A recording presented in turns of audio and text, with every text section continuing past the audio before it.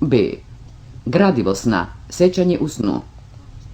Da celokupni materijal koji sačinjava sadržinu sna na neki način vodi poreklo od doživljenog, da se dakle u snu reprodukuje, spominje, to bar treba da nam važi kao neosporno saznanje. Ali bi pogrešno bilo pretpostaviti da se takva povezanost sadržine sna sa budnim životom mora bez muke pokazati kao očigledan rezultat postavljenog upoređenja.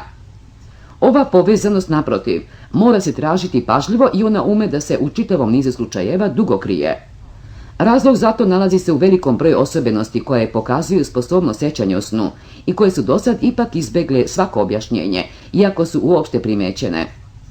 Isplatit će se trud ako se sa ovim osobenostima detaljno pozabavimo. Pre svega se dešava da se u materiji sna pojavljuje materijal koji poslije toga u budnom stanju ne priznajemo da pripada krugu naših saznanja i doživljenja. Sjećamo se do duše da smo o tome sanjali, ali se ne sjećamo da li smo i kada to doživjeli.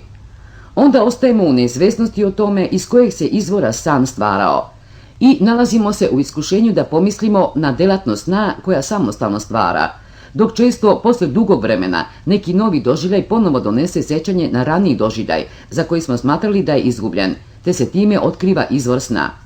I onda moramo priznati da smo u snu nešto znali i nečeg se setili što u budnom stanju sposobnost pamćenja nije imala. Objašnjenje. Vašide tvrdi također da je često primećeno da u snu čovjek strane jezike govori tečnije i bolje nego kada je budan. Kraj objašnjenja. Delbef priča iz svog sopstvenog iskustva o snu jedan naročito upečatljivi primjer. On je u snu video dvorište svoje kuće pokriveno snegom i našao je dva mala guštera upolo ukočena i zatrpana ispod snega. Kao prijatelj životinja on ih je podigao, zagrejao i odneo u rupu u zidu koja je za njih bila određena. Osim toga, dao im je nekoliko listova jedne male paprati koja je rasla na zidu i koji su oni, kao što mu je bilo poznato, jako voleli. U snu je znao ime te biljke, Asplenium ruta muralis. San se zatim nastavljao, vratio se poslije uključivanja ponovo gušterima i Delbefu na njegovo zaprepašćenje pokazao dve nove životinjice koje su se latile ostataka paprati. Zatim on skrenu pogled preko polja i primeti petog, šestog guštera kako kreću ka otvoru zidu. I naposljetku je čitava ulica bila prekrivena povorkom guštera koji su se svi kretali istim pravcem, i tako dalje, i tako dalje. U budnom stanju Delbef je znao samo nekoliko latinskih imena biljaka i ono nije obuhvatalo poznavanje nekog aspleniuma. Na svoje veliko iznenađenje moralo se uveriti da zaista postoji neka paprać sa tim imenom.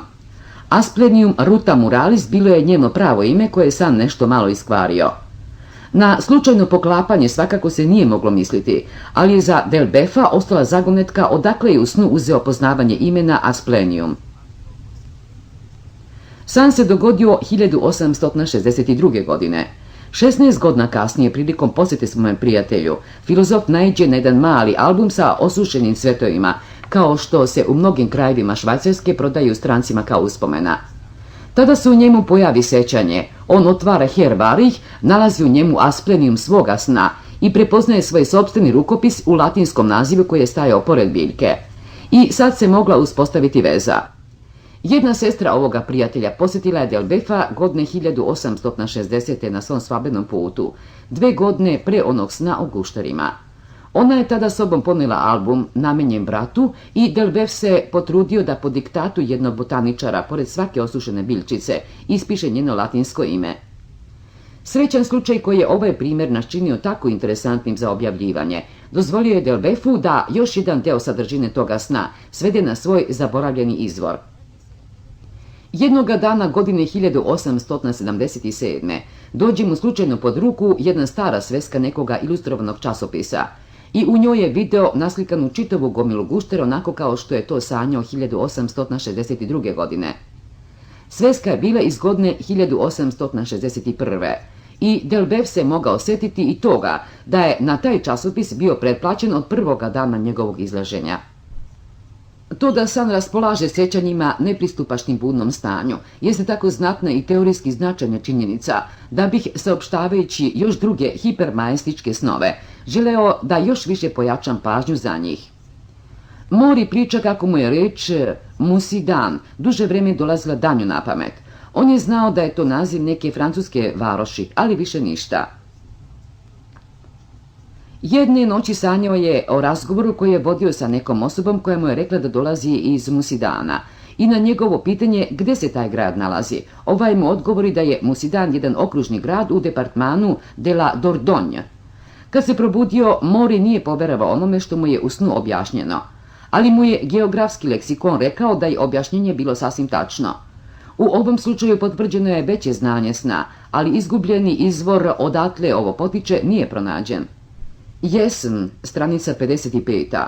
pripoveda o jednom sasvim sličnom događaju u snu iz starih vremena. Ovamo spada između ostalog i san Scaligera, Hennings na navedenom mestu, stranica 300, koji je pisao pesmu pohvale slavnim ljudima iz Verone. Njemu se u snu javio neki čovjek po imenu Brugnolus i žalio mu se što ga je u pesmi bio zaboravio. Mada se Scaliger nije sećao da je o tom čovjeku ikada ma šta čuo, on je ipak načinio stihove njemu u počast, a njegov sin je kasnije u Veroni saznao da je nekada ranije u tom gradu bio čuven kao kritičar čovjek po imenu Brugnolus. O jednom hipermnestičkom snu koji se ističe naročito osobenošću da se naime u jednom kasnijem snu obavlja agnosiranje nekog sećanja, koje prvobitno nije moglo biti raspoznato, priča Marquise d'Hervé de Saint-Denis. Jednom sam sanjao o nekoj mladoj ženi sa zlatno-plavom kosom. Video sam kako ćaska sa mojom sestrom dok joj je ona pokazivala neki vez. U snu mi je izgledala veoma poznata, mislio sam čak da sam je već više puta video. Kad sam se probudio imao sam ovaj lik sasvim živo pred sobom, ali ga uopšte nisam mogao prepoznati. Ponovo sam zaspao i snoviđenje mi se ponovo pojavi. U ovom novom snu ja oslovljavam tu plavokosu damu i pitam je da li već možda nisam imao zadovoljstvo da je negde vidim. Sigurno, odgovori dama, sjetite se samo morskog kupališta u Pornicu. S mesta se ponovo probudih i sad se sa potpunom sigurnošću mogu sjetiti svih pojedinosti sa kojima je ovo ljubko snoviđenje bilo povezano. Isti pisac kod Vašida, stranica 233. piše: neki muzičar koga je on poznavao slušao je jednom u snu neku melodiju koja mu je izgledala potpuno nova. Tek mnogo godina kasnije on je istu melodiju našao zabeleženu u jednoj staroj zbirci muzičkih komada, za koju se još uvek ne sjeća da ju je ikada ranije imao u rukama. Myers je na nekom mestu, gde mi nažalost nije pristupačno, objavio čitavu zbirku ovakvih hipermnestičkih snova. Ja mislim da će svako ko se bavi snovima morati priznati kao veoma običan fenomen to da san svedoči o znanjima i sećanjima kojima budan čovjek misli da ne raspolaže. Prilikom psihoanalitičkih radova sa nervoznima, o kojima ću pričati kasnije, svake nedelje više puta dolazim u položaj da pacijentima na osnovu njihovih snova dokažem da oni zapravo dobro poznaju citate, opsene reči i slično i da se njima služe u snu, mada su ih u budnom životu zaboravili. Želim da na ovom mestu navedem još jedan bezazlen slučaj hiperamnezije sna, jer se kod njega sasvim lako može utvrditi izvor iz kojega je proteklo znanje pristupačno samo snu.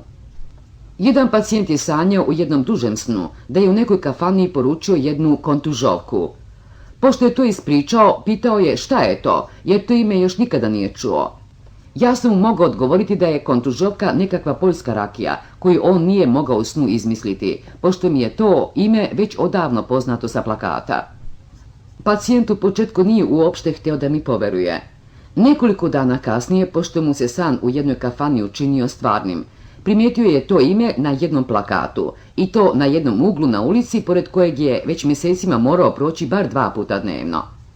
Na svojim sopstvenim snovima sam saznao u koliko velikoj meri zavisimo od slučaja prilikom utvrđivanja odakle pojedini elementi sna dolaze. Godinama pre nego što sam napisao ovu knjigu, progonila me je slika jednog veoma jednostavno oblikovanog crkvenog tornja, za koji se nisam mogao sjetiti da sam ga ikada video. Onda sam ga odjednom prepoznao, i to sa potpunom sigurnošću na jednoj maloj stanici između Salzburga i Reichenhala. To je bilo u drugoj polovini 90. godina, a tom prugom sam se prvi put vozio godine 1866. Kasnijih godina, kada sam se već intenzivno bavio proučavanjem snova, slika jednoga značajnog mesta koja mi se često javljala u snu postala mi je upravo dosadna. U izvesnom prostornom odnosu prema mojoj ličnosti, ja sam s lijeve strane video neki tamni prostor iz kojeg su se isticale nekolike groteskne figure od peščara. Jedan zračak sećanja, kome nisam baš hteo poverovati, kazivao mi je da je to ulaz u neku pivnicu, ali mi nije pošlo za rukom da objasnim ni šta ovo snoviđenje treba da znači, niti odakle dolazi. Godine 1907. slučajno stigoh u Padovu, koju nažalost nisam mogao ponovo da posjetim još od 1895. godine. Moja prva posjeta lepoj univerzitetskoj varoši nije mi zadovoljila jer nisam mogao da razgledam Giotove freske u crkvi Madonna della Reina i okrenuo sam se sred ulice koja je vodila ka mestu, čim su mi rekli da je crkvica toga dana zatvorena. Prilikom sve druge posjete 12 godina kasnije, mislio sam da taj propust nadoknadim, pa sam pre svega potražio put koji vodi ka crkvici Madonna del Arena.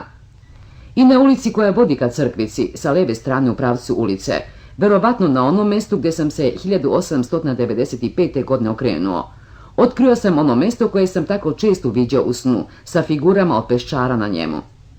To je u stvari bio ulaz u baštu jednog restorana. Jedan od izvora iz kojeg san uzima materijal za reprodukovanje, delimično takav materijal kojeg se u misaone djelatnosti budnog stanja ne sjećamo i koji nije upotrebljavan, jeste život u detinjstvu. Navešću samo nekoliko pisaca koji su to primetili i istakli. Hildebrandt. Već je izričito priznato da san ponekad sa čudotvornom sposobnošću reprodukovanja verno vraća pred dušu sasvim udaljene pa čak i zaboravljene događaje iz najudaljenijeg vremena. Štrimple. Stvar se još više pojačava ako primetimo kako sam ponekad tako reći iz najdubljih i najmasovnijih zatrpavanja, koje kasnije vreme nagomililo na najranije doživljaje. Slike pojedinih mjesta, stvari, lica, sasvim neoštećene i sa prvobitnom svežinom ponovo izvlači na dan.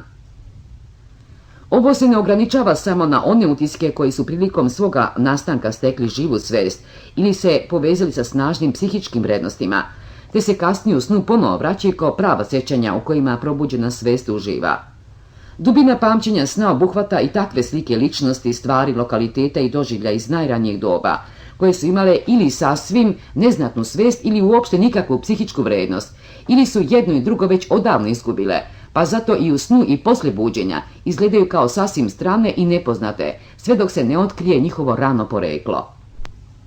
Folkelt, stranica 119. Naročito je značajno to kako rado osjećanje iz detinjstva i mladosti ulazi u san. Ono na što već odavno ne mislimo, što je već odavno izgubilo svaku važnost za nas, na to nas san neumorno podsjeća. Vladavina sna nad materijalom iz detinjstva, koji kao što je poznato najvećim delom spada u praznine svesne sposobnosti pamćenja, daje povoda za postojanje interesantnih hiperamnestičkih snova, od kojih želim da ponovo navedem nekoliko primjera. Mori pripovede da je kao dete često iz svoga mesta rođenja Mo dolazi u obližnje mesto Trilpor, gde je njegov otac upravljao izgradnjom jednog mosta. Jedne noći san ga premješta u Trilpor i ostavlja ga da se ponovo igra na gradskim ulicama. Prilazi mu jedan čovjek obučen u nekakvu uniformu. Mori ga pita kako se zove. On se predstavlja da se zove C i da je čuvar mosta. Pošto se probudio, Mori, koji je još uvijek sumnjao u tačno sećanja, upita jednu staru služavku koja kod njega služi od njegovog detinjstva, da li se može setiti nekog čovjeka s tim imenom. Sigurno, glasi odgovor, to je bio čuvar na onom mostu koji je u ono vrijeme vaš otac gradio. O jednom isto tako lepo potvrđenom primjeru o sigurnosti uspomene iz detinjstva, koji se javljaju u snu, pripoveda Mori o nekom gospodinu F, koji je kao dete odrastao u Montbrison. Taj je čovjek odlučio da 25 godina poslije svoga odlaska ponovo posjeti svoj zavičaj i stare prijatelje porodice, koje od toga vremena više nije video. Noću pre svoga odlaska on sanja da je stigao na cilj i da je u blizini Montbrisona sreo nekog čovjeka, nepoznatog iz viđenja, i ovaj mu reče da je gospodin T, prijatelj njegovog oca. Snivač je znao da je kao dete poznavao nekog gospodina s tim imenom, ali se u budnom stanju više nije sjećao kako on izgleda. Kad je nekoliko dana kasnije zaista stigao u Montbrison, našao je ponovo lokalitet sna koji je smatrao nepoznatim i sreo jednog gospodina koga je s mesta prepoznao kao gospodina T iz svoga sna. Samo je stvarna ličnost bila starija nego što je slika u snu prikazala. Mogu ovdje da ispričam jedan svoj sopstveni san u kome je utisak kojeg se treba setiti zamenjen jednim odnosom.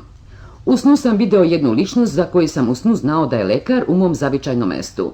Lice te osobe nije bilo jasno i lično se pomešala sa predstavom jednog od mojih gimnazijskih profesora, koga još danas ponekad slučajno sretnem. Kakav odnos obe ove ličnosti povezuju kasnije u budnom stanju nisam mogao prokljubiti.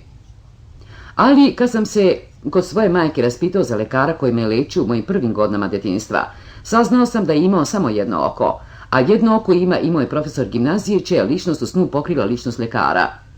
Prošlo je već 38 godina od kako lekara više nisam video i koliko znam u budnom stanju nikada nisam ni mislio na njega. Kad više pisaca tvrdi da se u većini snova može dokazati postojanje elemenata iz najmlađih dana, onda to zvuči kao da treba da se stvori neka protivteža prema pretjerano velikoj ulozi utisaka iz djetinjstva u snovima. Robert čak tvrdi, normalan sad se uglavnom bavi samo utisima iz posljednjih prošlih dana. Mi ćemo da bome saznati da teorija sna koju je Robert izgradio upravo energično zahtjeva ovakvo potiskivanje najstarijih i pomeranje najmlađih utisaka. Ali činjenica koju Robert izražava sa pravom postoji, kao što ja lično mogu da tvrdim, na osnovu svojih sopstvenih istraživanja. Jedan američki pisac Nelson zastupa mišljenje da se u snu najčešće iskorišćavaju utisci dana koji prethode snu ili utisci trećeg prethodnog dana, kao da utisci dana koji neposredno prethode snu nisu već dovoljno oslabljeni, udaljeni. Većem broju pisaca koji nisu htjeli da sumnjaju u intimnu povezanost sadržine sna sa budnim stanjem, palo je u oči da se utisci koji intenzivno zapošljavaju budno stanje pojavljuju tek onda u snu kada ih misaoni rad preko dana donekle potisnuo u stranu. Tako čovjek po pravilu ne sanja o nekom dragom pokojniku u prvo vreme, sve dok preživjeloga sasvim ispunjava tuga. Delage. Međutim, jedna od posljednjih posmatrašnica, Miss Hallam, prikupila je također primjere i za suprotni stav i u tom pogledu zastupa pravo svakoga od nas na psihološku individualnost. Treća, najznačajnija i najnerazumljivija osobeno sećanje u snu pokazuje se u izboru reprodukovanog materijala, pošto se ne smatra da je vredno pamćenja kao u budnom stanju, samo ono što je najznačajnije, nego naprotiv i ono što je najravnodušnije i najbeznačajnije. Da vidimo što o tome kažu pisci koji su svoje čuđenje najjače izrazili. Hildebrand.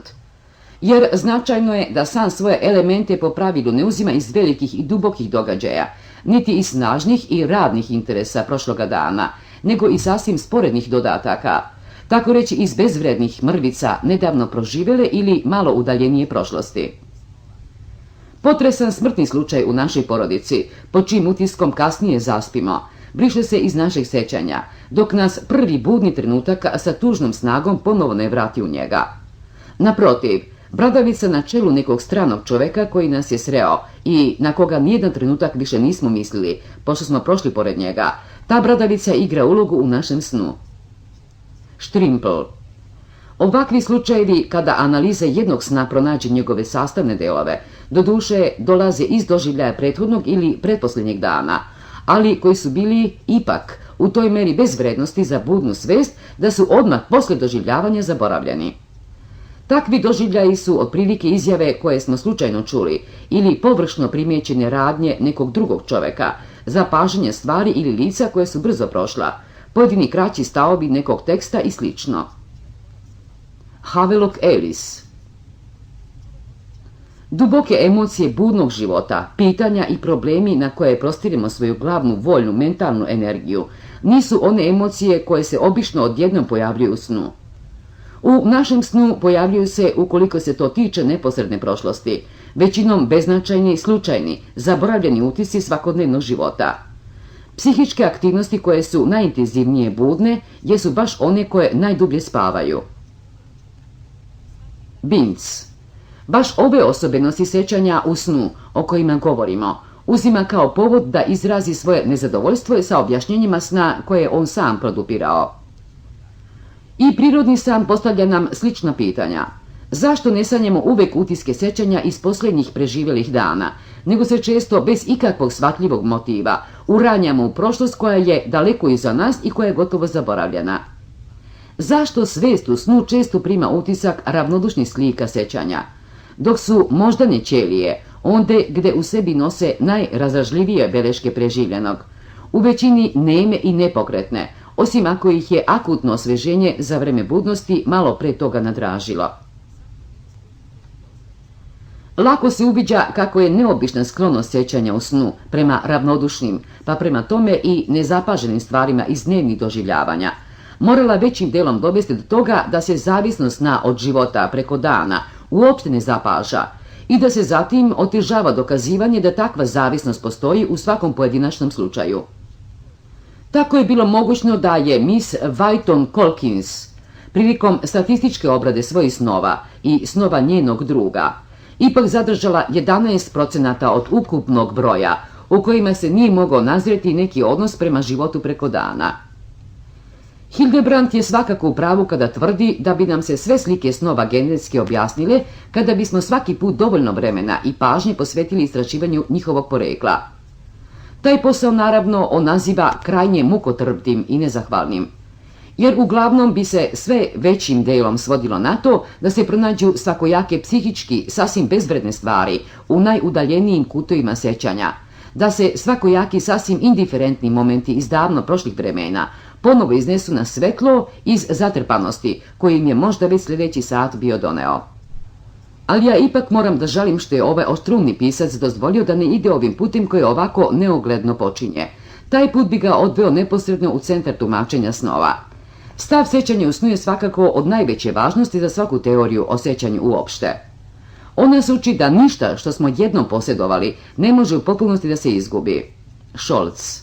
Ili, kao što kaže Delbeff, da čak i najbeznačajniji utisak ostavlja neizmeljiv trag koji je beskrajno sklon ponovnom oživljavanju. Zaključak na koji nas isto tako gone mnoge druge patološke pojave duševnog života. Treba da imamo pred očima samo ovu izvanrednu radnu sposobnost sjećanja u snu, da bismo živo osjetili protivurečnost koju moraju uspostaviti mnoge teorije sna, koje ćemo kasnije pomenuti, a koje žele da apsurdnost i inkoherenciju snova objasne parcijalnim zaboravljanjem onoga što nam je preko dana poznato. Moglo bi se možda doći na pomisao da fenomen sanjanja uopšte reduciramo na fenomen sjećanja, da u snu vidimo izražavanje jedne reprodukcione delatnosti koja i noću ne miruje i koja je sama sebi cilj. Saopštenja kao što su Pilcova odgovarala bi tome, prema kojima se može dokazati postojanje čvrstih odnosa između vremena sanjanja i sadržine sna, tako što se u dubokom snu reprodukuju utisci iz najstarijih vremena, a ujutru sveži utisci. Ali ovakvo shvatanje već unaprijed postaje neverovatno zbog načina na koji san postupa sa materijalom kojeg treba da se seća. Štrimple s pravom ukazuje na to da se u snu ne ponavljaju doživljaji. San nekako počinje s tim, ali sljedeći član je izostavljen. On se javlja kao izmenjen ili se na njegovom mestu pojavljuje jedan sasvim drugi strani član. San donosi samo odlomke reprodukcija. To je jedno tako sigurno pravilo da dozvoljava teorijske zaključke bazirane na njemu. Međutim, događaju se izuzeci u kojima san jedan doživljaj isto tako u potpunosti ponavlja, kao što to naše sećanje čini u budnom stanju. Delbeff priča o nekom kolegi sa univerziteta da je jedno opasno putovanje kolima na kome je kao nekim čudom izbegao udes, opet u snu obavio u svima njegovim pojedinostima. Miss Colkins pominje dva sna koja su kao sadržaj imala tačnu reprodukciju jednog doživljaja od prethodnog dana, a ja lično imaću kasnije priliku da saopštim meni poznat primjer jednog dečijeg doživljaja koji se neizmenjen vratio u snu. Objašnjenje. Iz kasnijeg iskustva dodajem da se u snu ne baš tako retko ponavljaju bezazleni i nevažni poslovi preko dana, pakovanje kofera, spremanje jela u kuhinji i slično. Ali kod ovakvih snova snevač sam ne ističe karakter sećanja, nego karakter stvarnosti. To sve sam stvarno danju uradio. Kraj objašnjenja.